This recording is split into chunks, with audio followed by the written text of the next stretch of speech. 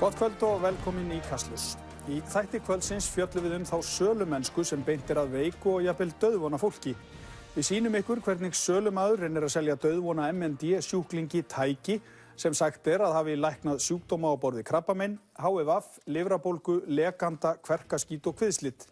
Annar sölumaður reynir að selja dauðvona manni jónað vatn sem samkvæmt rannsókn venjulegt kranavatn og svokallaða jarðtengingaról. Hann notaði einnig pendúl til að stilla orkuflæðið í líkama sjúklingsins. Sölumaðurinn fullyrti jafnframt við sjúklinginn sem bundinn hjólastól að hann yrði farinn að hlaupa áður en hann vissi af. Sölumennirnir tveir, Júlíus Júlíusson og Ólafur Einarsson, segjast báðir gera þetta í góðri trú. Þeim gangi gott eitt til og að þeir telja að þessi tæki og efnin geti gert gagn. Læknar og fleiri sérfræðingar sem Kastljós hefur rætt við telja tækin og meðferðina gagnslausa.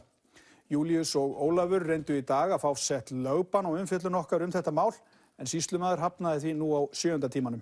Jóhannes K.R. Kristjánsson, Ingi Ragnar Ingason og Benedikt Ketilsson tóku þessa fréttaskýringu saman. Fyrst þegar maður greindur að þá þetta dauðadómur og þú reiknar bara með örstuttum tíma. Þá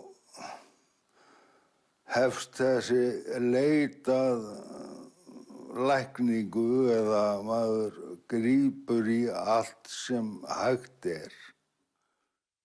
Þessa von dauðvona sjúklinga fjallar Kastljós í kvöld. Von sem byggir á lífsviljanum, einu sterkasta afli mannskepnunar.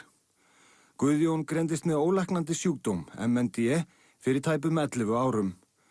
Frá greiningu hefur hann með vonina og lífsviljan að vopni leitað að lækningu bæði í vísindasamfélaginu en einnig eftir óhefðbundnum leiðum. Og það einmitt óhefðbundnu leiðirnar sem sölumenn nýta sér og reyna að selja fársjúku og jafnvel dauðvona fólki gagnslausan tækjabúnað og efni með loforði lækningu. Þessi iðnaður sem oft kenndur við snákaolíu veltir $milljörðum á ári allan heim. Fyrir nokkrum árum var Guðjóni bent á kínverska sölusíðu á netinu sem seldi duft sem átti að lækna MND og fleiri ólæknandi sjúkdóma. Hann var að því kominn að panta duftið þegar hann ákvað að biðja íslenska sendiráði í Peking að kanna fyrirtækið. Þar var stúlka sem skoðaði málið og adressan sem þessir gaurar gáfu upp var ekki til. Engin bygging eða neitt. Hún kannaði þetta og komst að því að þetta var Kanada-mafía að svíkja út fé í gegnum Kína. Guðjón hefur árabil verið talsmaður MND veikra, bæði á Íslandi og allan heim. Hann á varðbergi gagnvart snákaolíusölumönnum og í desember hafði hann samband við Kastljós vegna manns sem vildi kynna fyrir honum sannkallaða töframeðferð. Ég var fyrst og fremst að þessu ekki til að verja mig, heldur þá félaga mína sem að lenda í því ástandi sem ég þekki svo vel, að vera hreinlega að deyja og grípa hvert hálmstrá sama hvaða lygari kemur að og réttir það.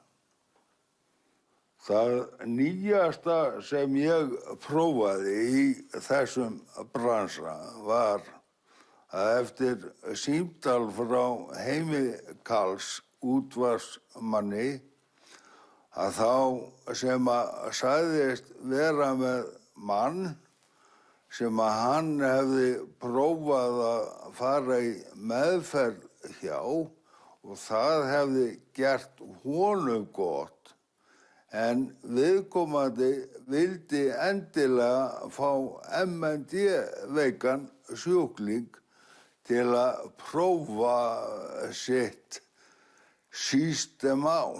Í framhaldinu hefur hann samband, þessi Júlí, og mætir hér í ásamt eiginkonu í 7 daga yfir jól, hvað á annað, til að lækna mig af MND og öllum þeim fylgikvillum sem því fylgja.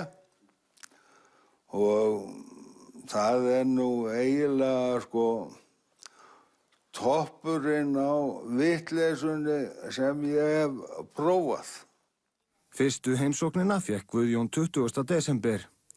Hér heyrum við söluræðu og gleymum því ekki að Guðjón með ólæknandi sjúkdóm. Hafa þeir prófað þetta á MND? Á síðasta símafundi þá lagði ég fyrirspurn fyrir MND. Já. Og þá gaf mér upp það, hvaða samsetningu henta best. Og ég þarf að koma 7 daga í röð, Það sem ég ætla hérna að tjekka á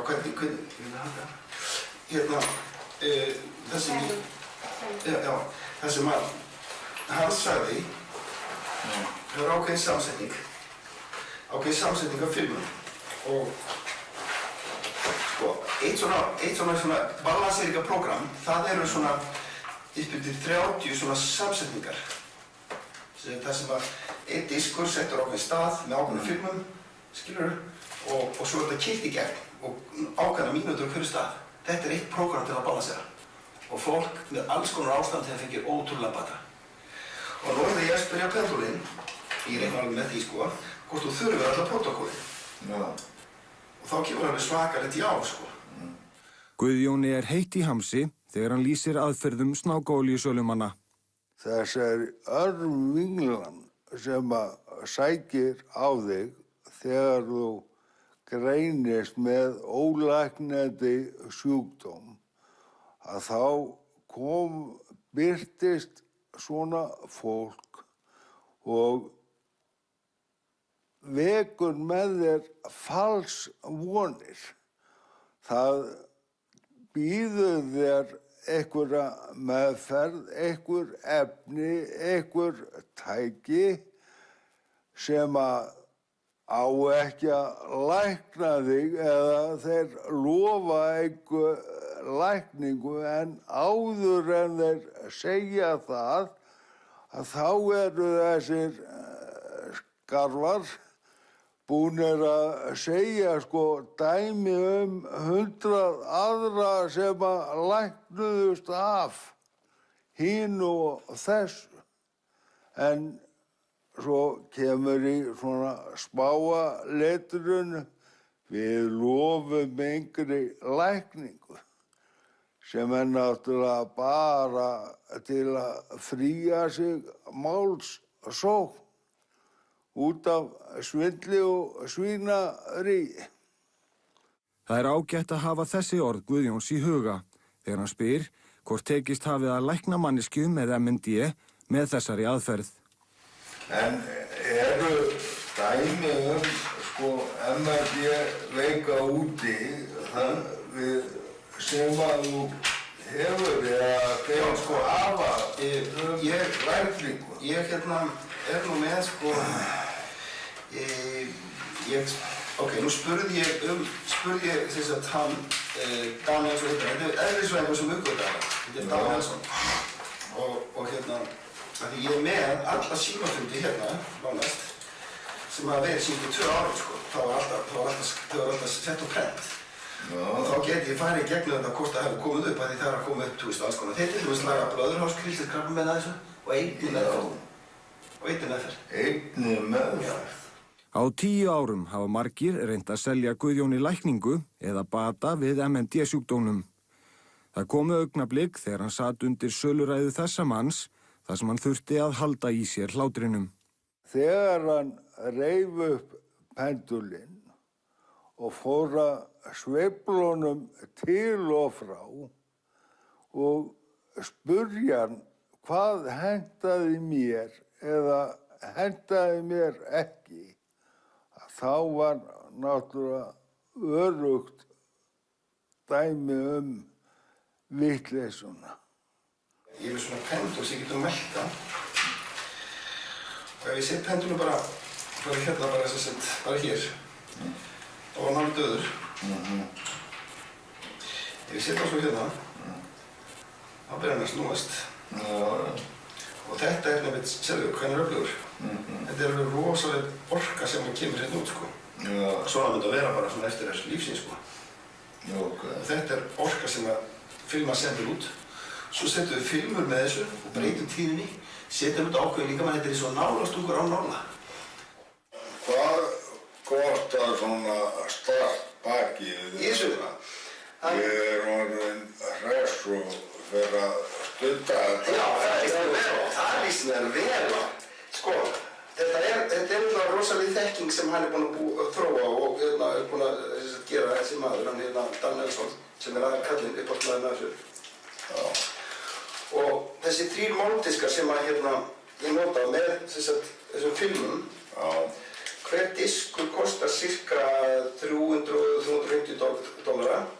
Þannig að það eru upp til $1.000 bara diskarnir 3. Síðan eru 30 filmur og hver filmur kostar $100.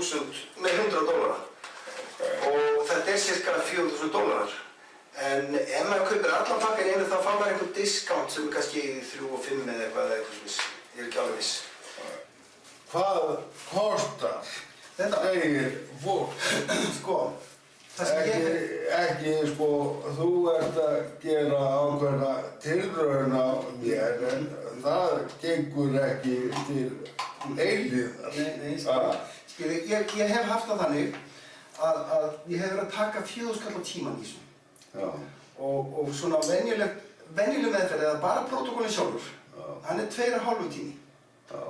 Þegar það er eitthvað ástand sem er svolítið alvarlegt, eins og til dæmis hér, þá yfirleitt tekur hann vegna þess að þá þarf viðkomandi að fá fleiri samsetningar fleiri samsetningar en venjulegu prótókollin. Þannig að þá tekur þetta alltaf svona meiri 3 tíma, sko. Það er mitt málið, það er sko. Það er það sem að ég sé fyrir mér, sko, að þú getur að fara að hlaupa hérna. Það er bara þannig. Það er ekkert öðruvísi, þú Svakalegt að fara að velja á milli lengra eða blárra hlaupa, sko. Að það verði helsta problem lífsins. Til að lækningamáttu meðferðarinnar yrði meiri, dró sölumaðurinn upp vatnsflösku með jónuðu vatni í miðri söluræðu. Svo líka er annað sem hann framleiðir, þessi maður. Það er vara sem að þykir gott að taka með. Það er vatn sem er búið að breyta mólekúlunum í 1000 sinnum minni mólekúl. Þannig að þetta er kallað nanowater og það fara allir vökvinn. Þegar við drekkum vatn hérna venjulega þá verður bara 5% sem fyrir í frumurnar, af því það er svo klöstrað. Það eru svo búið að tapa svo mikið elektrónum að það bara lípa sér svo margar mörg mólekúl saman og það kemst ekki í frumurnar. En þetta fyrir allt inn í frumurnar og það detoxar líkamann á öllum eiturefnum og ef að fólk er að drekka þetta vatn, þá er helminga lífsskammtinn. Já. Það ætti að skaffa þetta með pilluskaftir. Já, það er þetta er... Selurðu það? Já, ég hef selt það í apótek, sko, og svona heilsuverðsverslanir. Og þetta er mjög ódýrt vatn, sko, það dugar alveg 1 mánuður, dugar í sela í heilsuverð, sko, á 3.000 kall.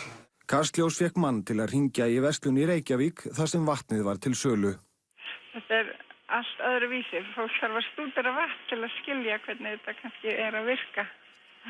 En svona best til að útskýra fyrir fólki sem þekkir þetta ekki, það er náttúrulega, þú ert kannski að fá svipuð mólekúl í vatni sem þú drekkur eitthvað hátt upp í fjöllum sem kemur bara úr lindum eða sem þetta er uppsprettum. En þegar þetta er búið að renna í gegnum risastór rör og gegnum allavega rör inn í húsin til okkar, að þá er mólekúlin búin að breytast. Kastljós leitaði til Matvælaeftirlits Heilbrigðiseftirlits Reykjavíkur og óskaði upplýsinga það hvort eftirlitið hafi fengið ábendingar vatnið sem Júlíu selur. Og í kjölfarið þá tekur Heilbrigðiseftirlitið ákvörðun að stöðva dreifingar á þessu vöru og innkalla hana frá neytendum. Einnig hafði heilbrigðiseftirlitið fengið þá upplýsingar hvar varan hafi farið í dreifingu á öðrum stað heldur en við fundum hana. Varan ekki framleidd við þær aðstæður sem krafist í íslensku matvælalöggjöfinni. Þannig það ekki hægt að fullyrða það að varan sé örugg til neyslu og þá eru neytendur að njóta vafans og þess vegna dreifingin stöðvuð. Kastljós fékk rannsóknastofu Matís til að gera samanburðarrannsókn á íslensku kranavatni og vatni Júlíusar. Niðurstaðan kom ekki á óvart. Bæði innihalda nánast sömu gildi. Guðjón fékk ekki bara kynningu á töfratækinu sem átt að fanga orku liðins tíma og töfra vatninu sem samkvæmt mælingu sama vatnið og við drekkum úr krananum. Júlíus kynnti ræftæknina fyrir Guðjóni. Ég með svona plasmatjúp sem ég bjóð til að uppskrift frá alltaf kemur frá fyrst Royal Rife sem uppgötaði það á sínum tíma 1930. Þá læknaði hann 16 krabbameinssjúklinga af 16 mögulegum að lækna á alla. Með tækjuna sem hann bjóð til. Og það voru fullt af læknum sem voru í teiminu með honum. Hann reyna sá ekkert meðferðarnir, hann bara skaffaði tækin og þeir voru svo ánægðir að allir læknar sem voru notað voru himinlifandi og það bara fór alltaf fullt í þessu. Svo vildi Ameríska læknafélagið kaupa uppfinninguna að hann vildi ekki selja og þá hófst ofsóknin gegn öllum þeim sem voru notað þetta og síðan hefði þetta verið pressað niður síðan. Og þetta er svona púlsgenerator sem hann sendir kassapúlsa og hann var búinn að finna á hvaða tíðni hver baktería og vírus dó. Þessi prótínhjúpurinn, hann fór í hermitíðni með prótínhjúpnum utan bakteríu eða vírusinn og eyðilaði hann og þá kom ónæmiskerfið á vandann. Guðjón hafði áður heyrt af ræftækninni. Við fáum í hendurnar bylgjutæki sem einn sjúklingur sem var í félaginu, hann sem sagt lést ekki út af tækinu en tækið hafði allavega ekki hjálpað honum. Þarna Guðjón að tala Ólaf Ben Snorrason, framkvæmdastjóra verktakafyrirtækisins ræktunarsamband Flóa og Skeiða, sem lést vegna MND-sjúkdómsins í ágúst 2012. Hvað fannst ykkur fjölskyldunum að hann væri að kaupa þetta tæki? Ég held að maður kannski ekki alveg gert sig grein fyrir því, maður svo sem kannski spáði ekki alveg í það þá, en auðvitað náttúrulega skildi maður vel, hann vildi náttúrulega gera allt til að halda í vonina með sjúkdóminn. Þetta náttúrulega skelfilegur sjúkdómur fyrir fólk og það vill náttúrulega halda í vonina að lifa lengur og vill náttúrulega geta lengt lífið. Þannig að maður svo sem skildi það vel, en ég held ég hafi ekki gert mig grein fyrir en eftir á hvernig þetta var. Ári fyrir andlátið keypti Ólafur tækið af fyrirtækinu Allt Hitt ehf. Sem í eigu hjónanna Ólafs Einarssonar og Bjargar Marteinsdóttur, sem einnig reka gleraugnaveslunar Sjónarhóli í Hafnarfirði. Ólafur heitinn fékk 12% frá Allt Hitt ehf. Það leyti sem hann keypti tækið. Hérna kemur svarið varðandi MND. Eins og við vissum þá engar tíðinir nákvæmlega fyrir þetta vandamál, en hérna það sem hún leggur til, það Auto 512 Run, og svo að keyra önnur prógram samkvæmt þeim einkennum sem koma upp. Hér virðast seljendur tækisins ekki hafa mikla þekkingu á sjúkdómnum, því í bæklingnum sem fylgdi tækinu eru 2 tíðnir fyrir MND sjúkdóminn, undir ameríska heitinu ALS og einnig því íslenska hreyfitaugahrörnun. Í bæklingnum sem fylgdi tækinu, bæði á íslensku og ensku, eru meðferðartíðnir fyrir fjölmarga sjúkdóma og sýkingar og margar tegundir krabbameins. Hér eru nokkur dæmi. Krabbamein í lungum, mergfrumukrabbamein, T-frumu hvítblæði, æxli í heila, krabbamein í ristli, krabbamein í lifur, svo örfá dæmi séu nefnd. Á sömu blaðsíðu eru meðferðartíðnir fyrir kverkaskít og kviðsliti. Kastljós leitaði til Þórðar Helgasonar, dósents við Háskólann í Reykjavík og heilbrigðisverkfræðings við Landspítala Háskólasjúkrahús. Á 30 ára starfsævi hefur Þórður rannsakað fjölmörg tæki sambærileg þessu. Þetta tæki sem að hugsanlega í einhverjum tilfellum getur veitt bót, sérstaklega geti það til dæmis meðhandlað verki, en það veitir ekki lækningu eins og leiðarvísinn kveður á. Það taldir upp fjölmargir sjúkdómar og sýkingar, mjög alvarlegir og ólæknandi sjúkdómar. Hvað finnst þér það? Þetta tálvon, þetta sennilega sölumennska, leyfi ég mér að segja. og höfðar til sjúklingsins þannig að það vekur hjá honum von að eitthvað sé hægt að gera, en tæki langt frá því að geta uppfyllt þær vonir. Getur tæki verið hættulegt fyrir fólk sem að nota það heima? Já, þetta tæki gæti verið hættulegt undir einhverjum kringumstæðum. Það sérstaklega að þú myndir nota þessi handrafskaut sem að sagt að mér að taka í hvora hendina, að þá straumleiðin í gegnum brjóstkassan og yfir milli handa. Það sem yfirleitt bjargar slíku að straumleiðin verður oft í gegnum æðarnar og fer þess svona fram hjá hjartanu. En ef það ekki, sem getur verið í einhverjum tilfellum, og straumurinn fer í gegnum hjarta, þá getur þetta valdið hjartsláttartruflunum. Nú ef þú notar eitt handskaut og fótskaut og þú fær straumleiðina upp handlegginn og niður í gegnum búkinn, aftur þar nú stórar æðar að ræða sem væntanlega bjarga málunum, en ef ekki, þá hætta á straum í gegnum hjartað og aftur að hætta á hjartsláttartruflunum. Dauðvona sjúklingur hlýtur að vera auðvelt skotmark fyrir einmitt svona tækist það sem verið að tala að þessi mögulega lækning. Já, það sér hver sjálfan sig í því. Ef að maður illa staddur, þá prófar maður náttúrulega margt, tilbúinn til að taka á móti mörgu. Baldur Þorgilsson, rafmagnsverkfræðingur, komst að sömu niðurstöðu og Þórður. Eftir að hafa farið í gegnum gögnin sem að fylgja þessu tæki, hvað finnst þér? Já, mér finnst þetta að vera algjört bull. Það bara stutt á útgáfan. Mér finnst þetta bara skelfilegt að fólk geti lært svo látt að svindla á fólki sem með ólæknandi eða dauðvona sjúkdóma. Sem náttúrulega gera allt til að reyna að lengja lífið og vill náttúrulega prófa ýmislegt. Að fólk sé að selja þeim svona sem náttúrulega bara, geti selt þeim bara hvað sem annað í staðinn og gefa þeim ranghugmyndir. Eigendur Allt Hitt EHF hafa nútímavætt ræftæknina. Fyrir tæpa $8 hægt að kaupa app í síma sem kynnt á vefsíðunni zapkit.com.